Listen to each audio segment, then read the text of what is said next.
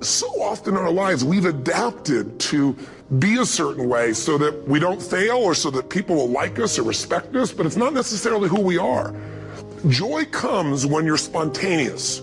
It's really hard to be truly happy when you're not being yourself. And most of us have no clue who we are. And so a big part of my work, if you've ever been to an event, you know, is to get people to do things spontaneously without thinking, because that's when the real you shows up. That's when the energy comes alive.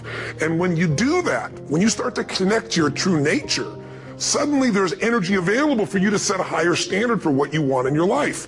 That's what this is really all about.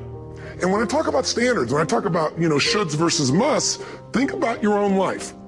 I know there have been areas in your life where some point in time you just shifted and you raised the standard and your life changed. Remember a time when you've dealt with this emotion successfully in the past. Remember a time when you've dealt with this emotion successfully in the past. So if all of a sudden you start to feel depressed, that's a pretty negative feeling. I first of all would not call it depression. I'd say a little bit down. But the first thing you do is you go, okay, I'm feeling this terrible feeling. I start to feel depressed. Well, what am I really feeling? Well, I'm really just feeling a little bit down. Okay, great. You know what? That's great. I appreciate it. That's a message.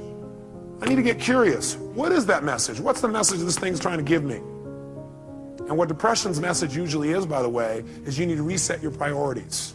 That you don't feel like you're in control. That you got too many things going at once. You feel out of control when you're depressed. So what you have to do is set some priorities and go do the first one on your list.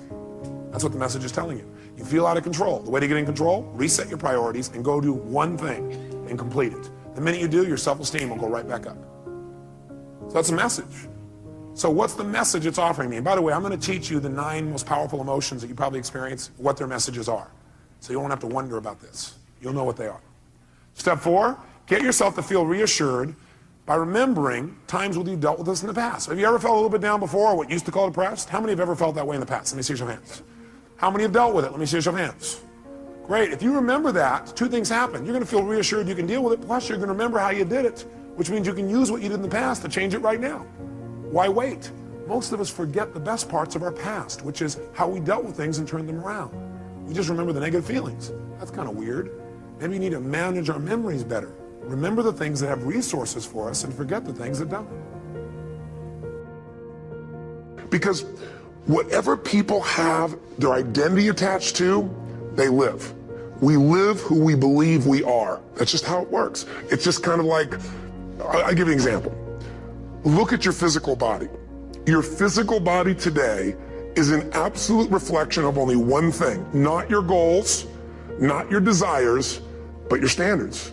The identity you have for yourself. If your standard is you're an athlete, then there's a certain amount of strength, a muscle tone, and energy that's available in your body on a regular basis because that's who you are. And so you do whatever's necessary to maintain that identity. Again, the strongest force in the human personality is this need to stay consistent with how we define ourselves. Because if you don't know who you are, you wouldn't know how to act. Once you lock in on that identity, your brain finds a way to keep you there. If you say, man, I'm overweight, I've always been overweight, I'm big boned, and that's the story you got, then you're gonna always find a way to get back there. That's your settling point. That's your identity. That's where things lock in. Number 5, get certain that you can handle anything like this in the future. Get certain. Not only can you deal with the emotion you have right now, but what you should do is use this as an opportunity to be certain for yourself. Get yourself certain. If it ever happens in the future, I'll handle this emotion quicker and easier. Get certain that you can handle anything like this in the future by rehearsing yourself dealing with it in the future. In other words, think of a time in the future where this depression could have come up and see yourself, feel yourself rehearsing again. Use this as a tool of empowerment. So you remember a time when you were depressed before, you were a little bit down, you turned it around. It took you a while, but you turned it around. You remember what you did. Oh, I dealt with this before, I can deal with it again.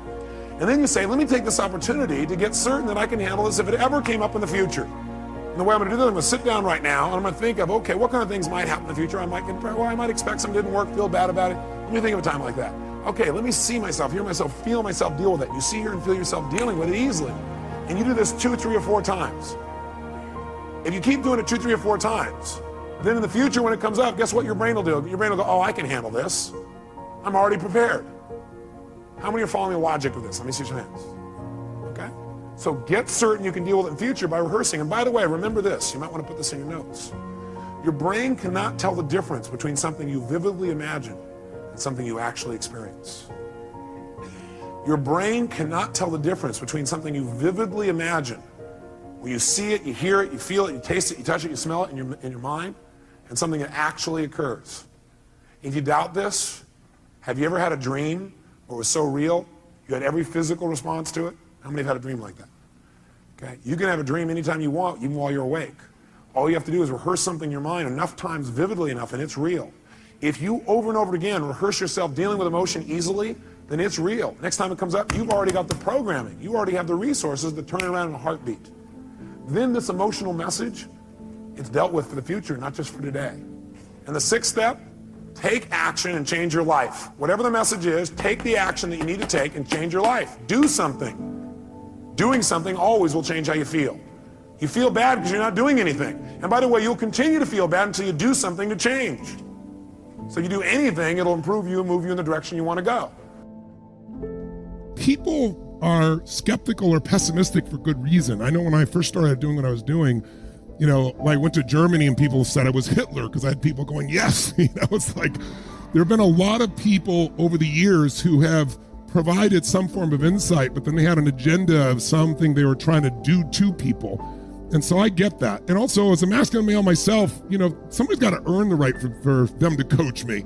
And so he doesn't know me from squat, right? You might think I'm just some pump up motivational speaker. He doesn't understand the strategy or, you know, running 74 companies, doing over $6 billion in business, having had no business background to start with. So it might be interesting for you to consider not trying to get him to go to a seminar, but maybe get him to just watch the Netflix special on Tony Robbins' I'm Not Your Guru. If you've not seen it, a lot of people are super skeptical, can watch that for an hour and 45 minutes, and they really get to see what's real.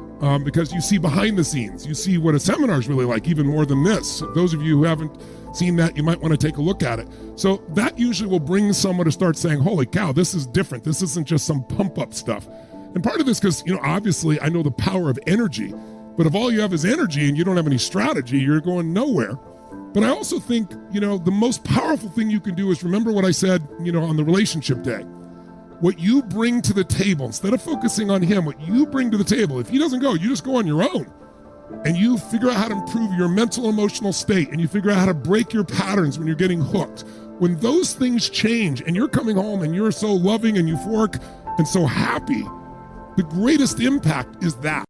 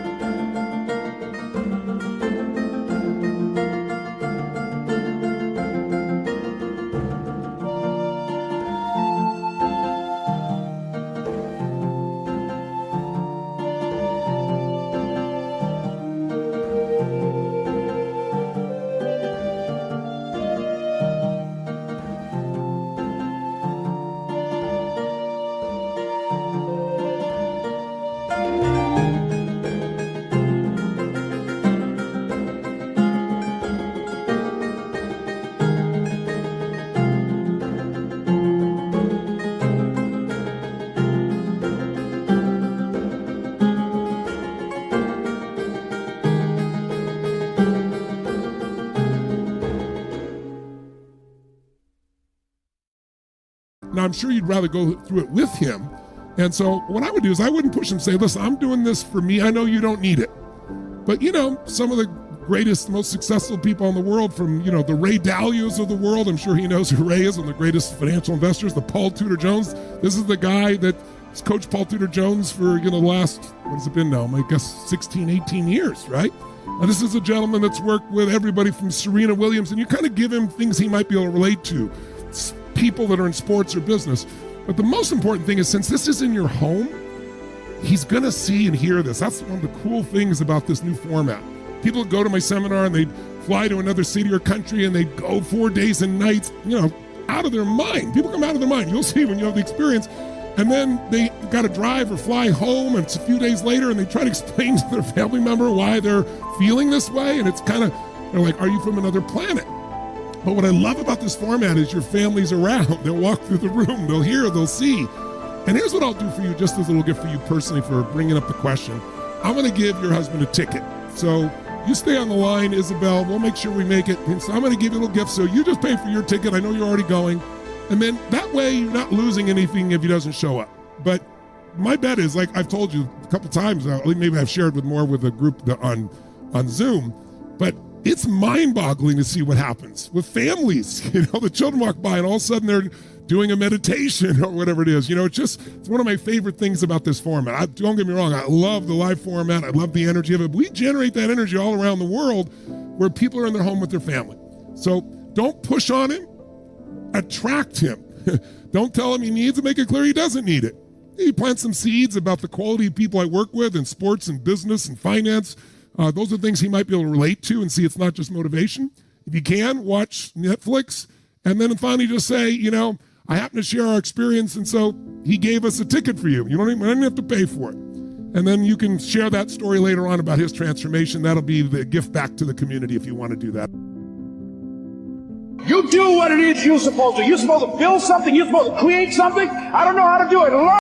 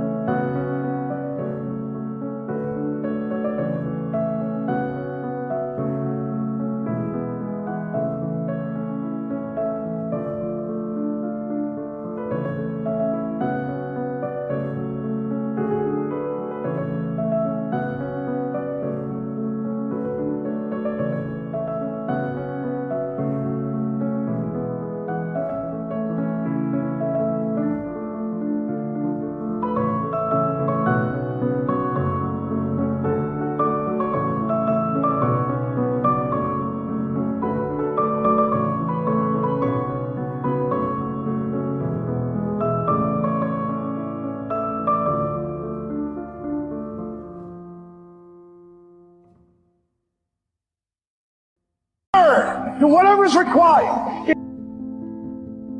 All in is not 60 hours a week.